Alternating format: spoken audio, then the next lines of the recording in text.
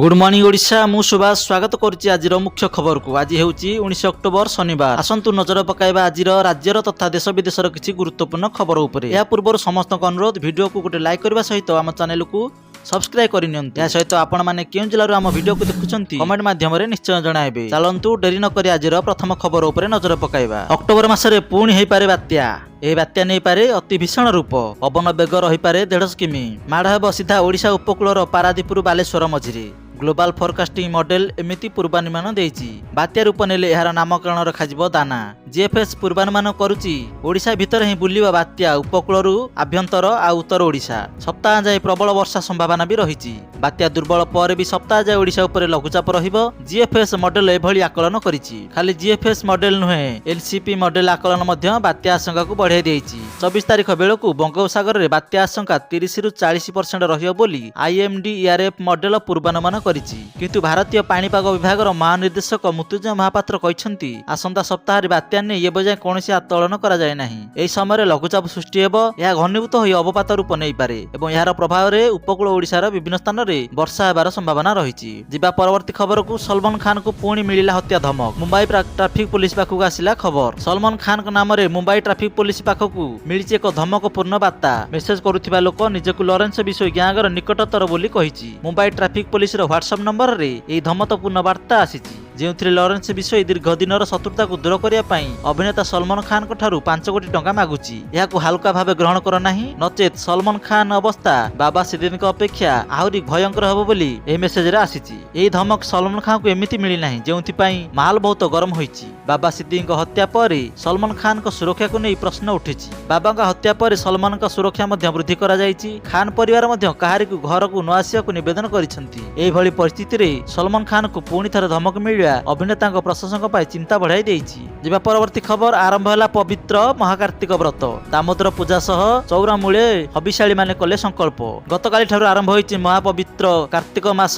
श्रीक्षेत्र रे थिबा हबिशाली माने संकल्प करी आज ठारू चौरामूले राधा दामोदर पूजा सह हबिष व्रत पालन करिबा आरंभ करिसेंती। तेबे आज संध्यारे नरेंद्र कोण स्थित वृंदावती निवास ठारे उपमुख्यमंत्री प्रभादी परिडा मुख्य अतिथि भावे जोग देई हबिशाली व्रत 2024 रो शुभारंभ करथिले। एथिसह पुरी विधायक और सांसद सह अन्य मंत्री उपस्थित रही।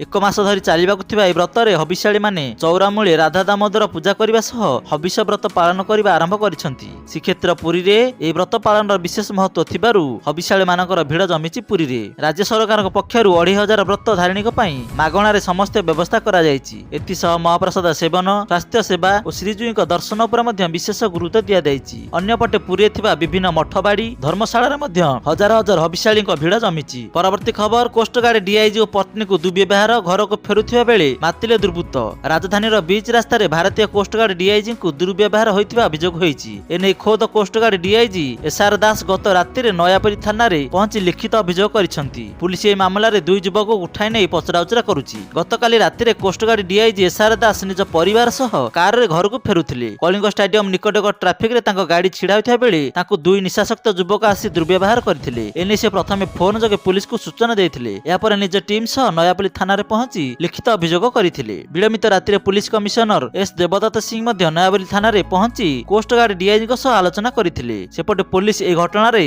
संपृक्त 2 युवक को अटक रखी पचराउचरा करुछि। परवर्ती खबर जागा विवाद बंदा पड़िले मां जगत जननी दुर्गा। धरापृष्ठ अवतरण पर धूमधाम है मां दुर्गा पूजा अर्चना। मात्र जगह को नहीं देखा विवाद जो लागू होती 144 धारा। फल 4 दिन पर भी हो पारुनी विसर्जन कि पानी को जाई पारु नाहांती मां दुर्गा देवी। मंडप रे सेमिति बसी रहिछंती। एहीपरि एक अभावनीय घटना घटिछि जाजपुर टाउन थाना राबांग गाँव रे। मंडप और यार पाख जगह को नहीं पूजा कमिटी और जमी मालिक मध्य एक विवादीय परिस्थिति उपजिछि। तेबे एही जमी को नहीं 144 धारा दायरी रहिछि। या बाद मां मंडप सम्मुख रे जमी मालिक बाली पड़िथिबारु देवी बाहरी पारुनथिबा पूजा कमिटी अभियोग करिछि। मंदिर कमिटी सदस्य अमर साणी कहछंती समस्त प्रकार अनुमति आनी आमे पूजा अर्चना करिछु। मात्र ठाकुर को विसर्जन करा जाइतले भी पानी को जाई पारु नाहांती। सामना गेट पाखरे बाली गधा होइथिबारु गेट खोली होउनी किबा मां को बाहर करी हेउनी। जिबा परवर्ती खबर को राजधानीवासी भोगिबे जल संकट समस्या। 24 घंटा ठप होइजिबो पीबा पानी। राजधानीर किछि अंचल रे देखा जाय पारे जल संकट। 18 तारिख अपराह्न 2टा रु 19 तारिख अपराह्न 2टा पर्यंत जल संकटर सामना करथिले राजधानीवासी। मुख्य जल जोगाण पाइप मरामती पई मुंडी ମୁଣ୍ଡିଳୁରୁ ଜଳ ଯୋଗାଣ ବନ୍ଦ ରହିଥିଲା। ତେଣୁ ଭୁବନେଶ୍ୱର କିଛି ଅଞ୍ଚଳରେ ଜଳ ଯୋଗାଣ ବ୍ୟାହତ ହୋଇଥିଲା।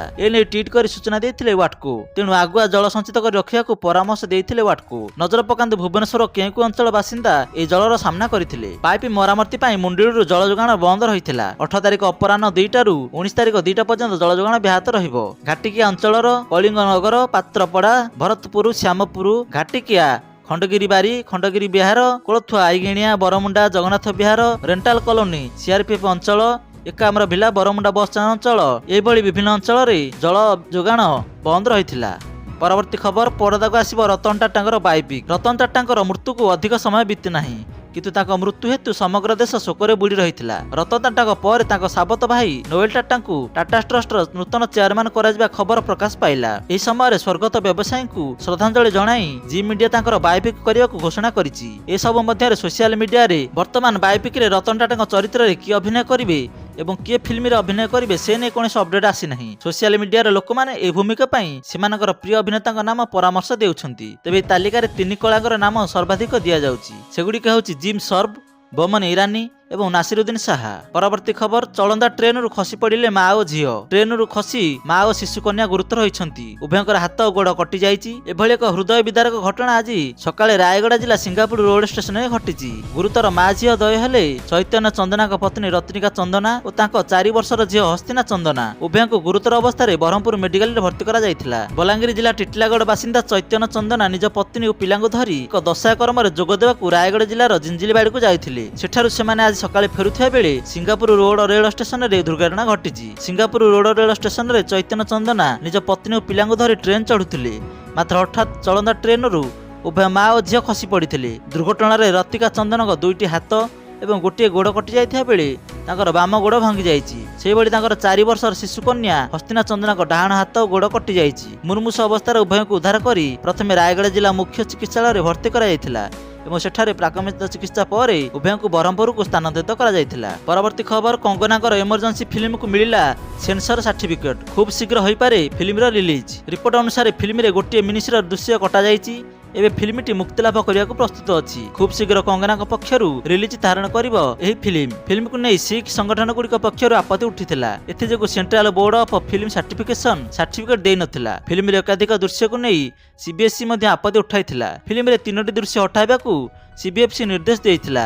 ଏଥିସହ ଫିଲ୍ମ ରିଲିଜ୍ କରିବା ପୂର୍ବରୁ ସେଥିରେ 10ଟି ପରିବର୍ତ୍ତନ କରିବାକୁ ମଧ୍ୟ କହିଥିଲା। ଫିଲ୍ମର ସାର୍ଟିଫିକେସନ ଦେଖିବାକୁ ମିଳିଛି ଯାହାର ପୂର୍ବ ରନ୍ ଟାଇମ୍ 147 ମିନିଟ୍ ଥିବା ବେଳେ ଏବେ 1 ମିନିଟ୍ କମି 146 ମିନିଟ୍ ହୋଇଯାଇଛି। ସେନ୍ସର ସାର୍ଟିଫିକେଟ୍ ମିଳିବା ପରେ କଙ୍ଗନା ଖୁସି ବ୍ୟକ୍ତ କରିଛନ୍ତି। ନିକ୍ ଏକ ହ୍ୟାଣ୍ଡେଲରେ କଙ୍ଗନା ଲେଖିଛନ୍ତି, ଏମର୍ଜେନ୍ସି ପାଇଁ ସାର୍ଟିଫିକେଟ୍ ମିଳିଯାଇଛି।